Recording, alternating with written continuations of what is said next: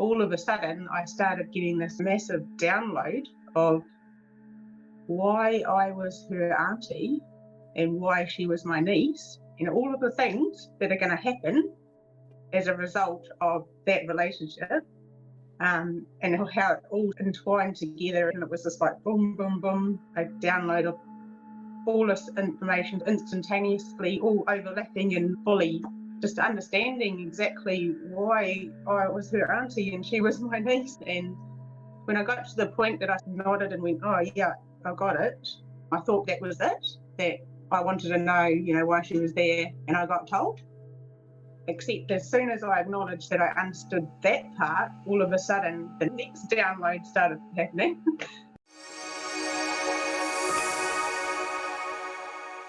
Today is Anna Hunter, who reached out to me with a super cool story about synchronicity. And although she lives in New Zealand and I live in America, we have connected and we're coming together today. And I'm going to let Anna share her very inspirational story. So welcome, Anna. Thank you for joining us today. Thanks for having me. It's so a excited pleasure. you're here. Yeah, and I would like to hear that. Do you mind telling us that story? No, I don't mind at all. It took me about 4 years to actually tell the story without, breaking down and crying, basically, because it was so amazing. Yeah, I'm getting a bit teary now, actually. I haven't even started. Oh my gosh. So it was on the 6th of February 2006, and I was asleep in bed, and I was having a dream about being outside this massive building that all these people were pouring into from all different entrances, and I was standing outside by myself. I wonder where this is, and I knew that I was going to end up going in there with everyone else. But over to my left, my little niece, Isabel, who was 4 years old at the time, just appeared and started running towards me with her hands up in the air to be picked up. So I swooped her up, and then I started looking over for my sister and Isabel's 2 older sisters as well, and there was no one there, and I was like, oh, what are you doing here, sort of thing, like all by yourself? And so completely normal dream up until this point, but she looked at me and her eyes were same as her eyes in real life, but they were like really stunningly, amazingly beautiful and like wise and all-knowing. And for just some fractions of a second, I could look into or through her eyes and see like images of like sunsets and all these like landscapes and stuff, just really fleeting. And I got the feeling that she wasn't who I thought she was. Like she was something different, like something way bigger, something, not this 4-year-old little girl, Isabel, that I knew as my niece. So she said to me, you know why I'm here? And I was like, do I? That was kind of a weird thing to say, And I realized that she was speaking to me through her eyes, and not, even though it was a dream, it was like telecommunication. And I was like, just taken aback a little. I was like, do I, sort of thing? And then on wondering that thought, all of a sudden I started getting this sort of like a massive download of why I was her auntie and why she was my niece, and all of the things that are going to happen as a result of that relationship, and how it all entwined together and stuff like that. And it was just like boom, boom, boom, a download of all this information instantaneously, all overlapping and like, and fully just understanding exactly why I was her auntie and she was my niece and stuff. And when I got to the point that I nodded and went, oh yeah, I got it, I thought kind of that was it, that I wanted to know, why she was there, and I got told. except as soon as I acknowledged that I understood that part, all of a sudden the next download started happening. And it was like how all of these connections all relate to all these other people and how they all cross over and stuff like that. And then as soon as I went, oh yeah, okay, I got that, it was like the next, and it was almost like dominoes, this amazing knock-on dominoes of like a whole warehouse full of dominoes going, you know, and creating all these pictures and connections and stuff. Yeah, it just kept on going out until I fully understood why we were all here and what the purpose of everything was, except that and the funny thing, well, it's not funny, it was the feeling that I got was that if I didn't exist, then none of that could happen. And I was that, or everyone, and including myself, was that important, because if this didn't cross with that and cross with that, but none of the big picture could ever happen. And the other feeling I got at the time, I know people with NDEs, they talk about like no time and space in that. Well, I couldn't tell. I couldn't tell the difference between the things that I'd done already and the things that I was going to do. They were all done already. Yeah, it was just like, oh, yeah, and I couldn't even really tell whether it was this life, another life, or, you know, anything like that. It was just, everything was all done. So in my day-to-day life since then, I'm like, okay, sometimes I feel like I could be doing more with my life. I could be so much more onto it than I am now, and all this sort of thing. But I have to come back to that feeling that I got in that dream, that I'm going to do exactly what I was going to do, and I'm doing exactly what I was and supposed to do. So yeah, if you get what I mean there. Oh, so wow. It doesn't actually stop there. There's more. Okay, keep going. Keep going. So yeah, so I was just totally like, and the weird thing is that when I got to the final big picture of what the purpose of everything was, it was something like really simple that everyone knows. Like, of course, you know, like, and even though I'd just been shown this amazing, intricate web of like lives and connections and all that sort of thing, like I was like this thread that threaded through it all, and it was very important that I existed and I did exactly what I was going to do. But the feeling right at the end was that, oh, of course, you know, something real simple, like, yeah, I need that. So I said to Isabel, oh, thank you, like, I do know why I'm here. And I was almost like, you know, smiling and just going, oh, yeah, of course I do. And I went to kiss her or hug her, and I don't know what happened then, but she was absorbed into me, or she just disappeared anyway. She was no longer there. I was by myself, and I started feeling like, oh, all these things all these disappointments and bad things that people had done to me and that I'd done, and all the guilt that I'd felt and all that sort of thing was like coming up, but like leaving my body at the same time. Like, I even had this thought about this thing that happened when I was 5 years old, when Melissa Butterworth like embarrassed me in front of the whole class and stuff like that. And my dad was there, and actually, like, I did love him completely.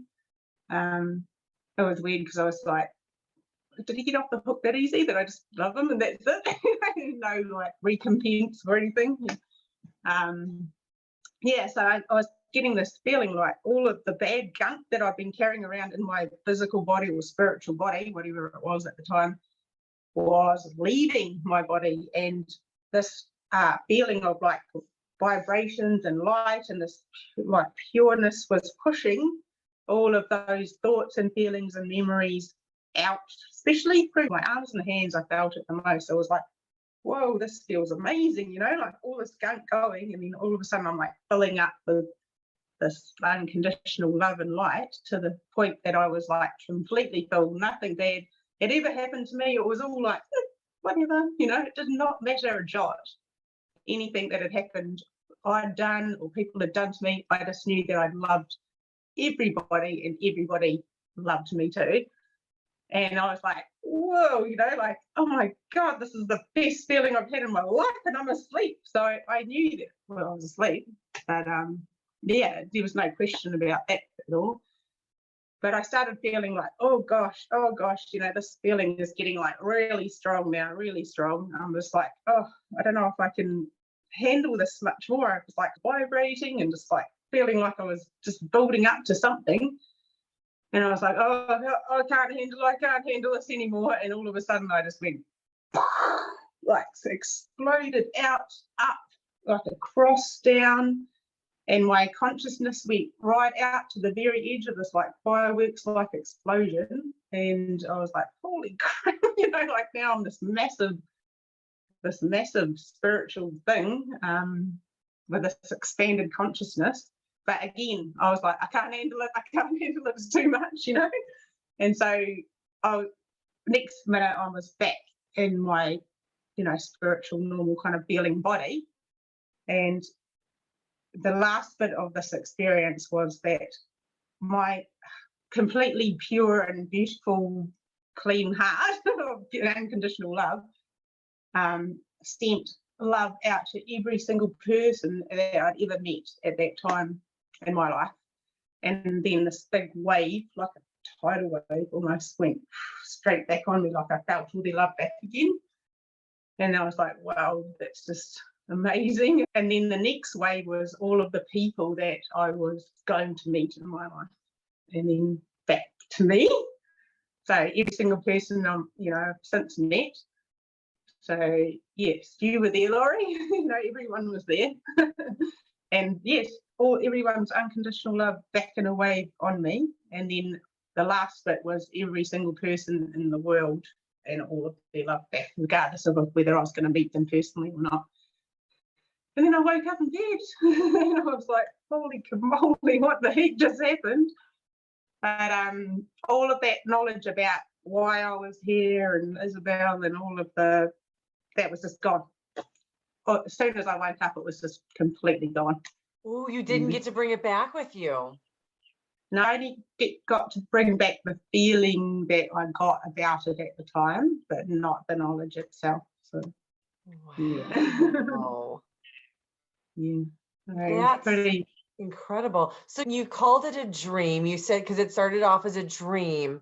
When it stopped becoming a dream, does that mean that you have a memory of it that is different than how you would remember a dream? Well, it started becoming like this weird experience when I started talking to Isabel and like communicating with her through our eyes and stuff like that.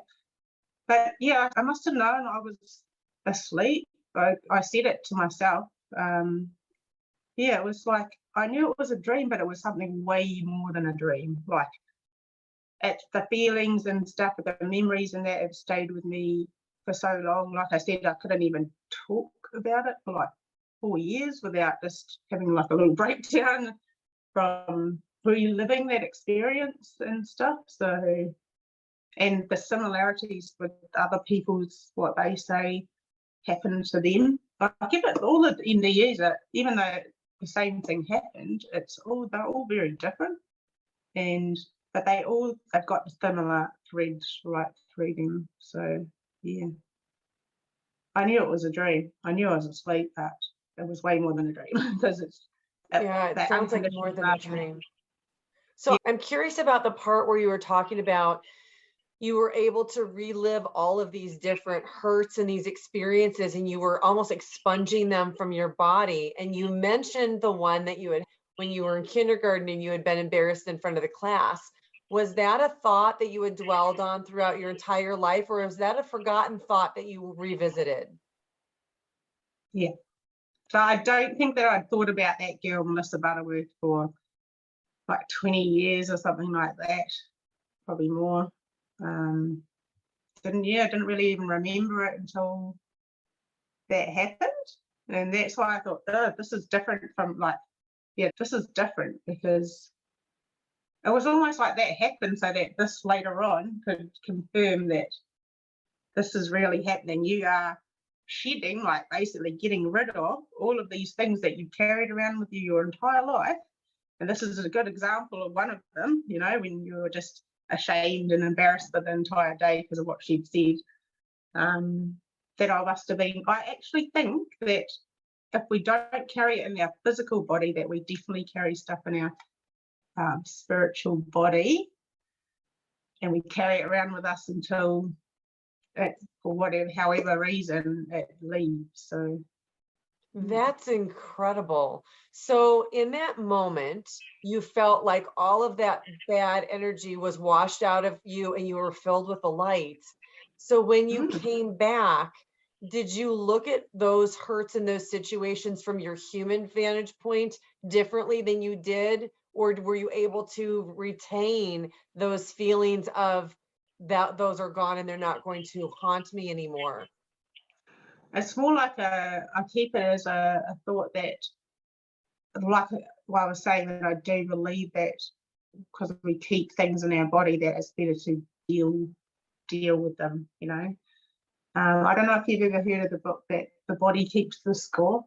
It's quite a famous book that I've since read, right? And it was lining up with my experience, how the body will, in the end, if you go through too much stuff and can't deal, that it will just go, right, that's it, I'm having this now, I'm doing that, and just completely shut down for various reasons. And so I'm very mindful of the stuff that I take on, because I don't want to keep any of that. I find it easier to forgive. It's helped with my relationship with my dad, you know, like I just think back to, but in that dream I did love it and totally forgive everything, and it was as if he never did anything wrong ever, and it was just as if like. And did you feel that way after you were exited that dream? Did you still feel that way towards him? Yeah, so it didn't overnight like magically fix our relationship, but it's definitely been steps towards healing it in that. The next day was actually, for about 3 months, I was just like, whoa, on a different planet, you know, I was just like floating around somewhere in a different realm. But the next day, it was funny because we went to the 4-wheel drive nationals in New Zealand, a couple of hour drive away onto this farm that was really, you know, hilly and stuff. And we parked up in like a field for all the parking, and then you had to walk, you know, to where the 4x4s were getting done. And I remember feeling so amazing on inside, like all my chakras had just gone cleaned or something, like I was just gleaming and glowing inside. But my husband had walked down a hill and up the other side already, and I was still walking down, and he turned around at the top of the hill to see where I was, and he looked down at me and he said, "Oh my God, you're beautiful," and walked back down the hill and hugged me at the 4x4 nationals which were 98% men going to watch, and a big sort of meet for all these guys that like 4-wheel driving and stuff. Not many girls there, but the fact that he just didn't even care, that he just, I don't know what he could see, but he just turned around and walked back down that hill and gave me a big hug in front of everyone. And I honestly felt that day that when I was walking around there, that I ended over there. I was not here anymore. I finished way over there, and it was funny because I'd see people walking past me and go like, over there, you know, like as if they just walked through something. It was so weird. But yeah, that only lasted the day. But it was a good 3 months of just all these spiritual experiences. It's almost like the angels and the guides and that just kicked the door in and just went right, and then all of the stuff bang bang started happening, which was great. But yeah, full on. Were you able to understand after that experience what your purpose for being here is? Your purpose, not everybody's, but just yours. My purpose is just to do exactly what I was going to do. That's pretty much it. Even though, like, I think that the underlying thing is that my intention should be good. Like, I want to do good in the world. I want to help people. When I was a kid, I always wanted to help people. yeah, so in whatever form that took, I was very caring and empathetic and stuff for animals, people, and that's continued on my whole life.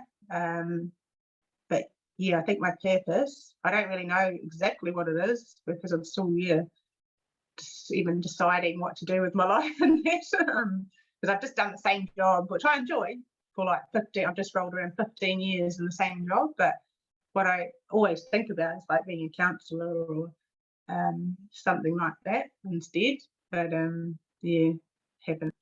That's why I really enjoyed the interview that I watched with you, because you're so, like, your energy is so great that it's like you decided, you have these experiences and you decide to do that, and then you do it. And I really admired that you've just gone out and painted all these pictures and written this book and doing that, and like it's like I want to be you when I grow up. Well, that's sweet. Thank you. Well, I think that so one of the things that I'm doing right now is I have these videos that I've been releasing that are all to help people uncover their soul's purpose. And it's a journey to discover what your purpose is. But I think it's an unbelievable message for people to understand that part of their purpose is just in the being here. I mean, life can be very difficult for us sometimes. It feels very real, even though it's probably a simulation in a game meant to have experiences and learn these things from and with each other. But I couldn't have my interview today without having you here to intertwine. And I think it's that way. And it's as simple as even sometimes just smiling at somebody can have an effect on their day and on what happens to them and how they think and feel. So whether we're aware of it or not, we always have an impact on somebody just through our interactions in the world. And to your point, the intention of doing good, because I also believe that what we send into the world actually comes back to us. So since you had that experience, because that was a while ago, how did life change after you had that experience? The first thing that happened is that I became very interested in anything to do with any experience that was anything like mine. And I've just spent years and years listening to people trying to explain what's kind of unexplainable, and seeing what sort of words that they use to do that. But it started off really, it was reading books and stuff like that, because up until 6 months ago, so I didn't even know there were YouTube interviews and videos about the subject at all. So I was really like super happy to all of a sudden, hear and see people talking about their experiences. Yeah, it's just so great. And like as far as what's changed in my life, I just that not so much like physical changes and I've changed careers or I've done this or done that, but just knowing that I have a purpose, whatever that is, that I'm doing exactly what I'm supposed to be doing, that just gotta do the best that I can and help as many people as I can. And I know that there's all this stuff going on in the back, all linking together, and everything's perfect in the end. Like that feeling that I got when I was saying to Isabel, yes, I do know, I was happy, like what I've been shown was just mind-blowingly amazing. Sometimes when I go through bad experiences now, I'm like, did I get hoodwinked into thinking that, like I felt at the end of that, this is so great, but here I am going through this terrible thing, I got told that I had MS and stuff like that 3 years ago, and I was like, holy, that sort of just puts a bit of a dent in you, or like gives you a bit of a shock. They told me that I've got MS, I've got lesions in my brain and stuff, but I'm perfectly okay. Wow. Yeah. Well, what an incredible experience. I'm so grateful that you shared that, because I think that there are a lot of really hopeful aspects to it for people that are watching, to know that we are here and we make a difference just because we are a woven part of the web or the tapestry that helps aid somebody else's experience, I think is really just, I mean, that's everybody watching. It's you are an important part, whether you feel that you are or not. And the fact that, you know, another thing I think that it's inspirational to know that when we can let go of these experiences that are kind of holding us back, that you actually saw your body transform into more of a light being instead of a heavy being. And that makes sense because everything and all the thoughts are all energy, and energy has a vibration, and the emotions that are grounded in sadness or shame or anger or any of the lower vibration emotions definitely hold us down. And at our core, at least from my experience, the language of the universe and the essence of what we are on the other side is just love. And it sounds like that's what you experienced also. Very much, definitely amazing. Yeah, just words can't explain how great it is until you've experienced it. You just can't know. So yeah. Words are dumb. That's what I just want to say. Words are dumb when you're trying to express these things that have happened. Well, Anna, thank you so much for coming on and sharing your stories. I'm going to keep looking for my blue marbles. Please, if any of you wind up finding marbles, put some comments down. And Anna, if people would like to reach out and ask you questions, are you open to that? Yeah, I am. Yeah. Okay, I'll get your contact information. I'm going to put it down in the show notes. So if you have questions for Anna, you can reach out to her directly. But thank you so much for being on my show and sharing your story. I really appreciate you. I appreciate coming onto your show and being able to share it. It's amazing. Thank you.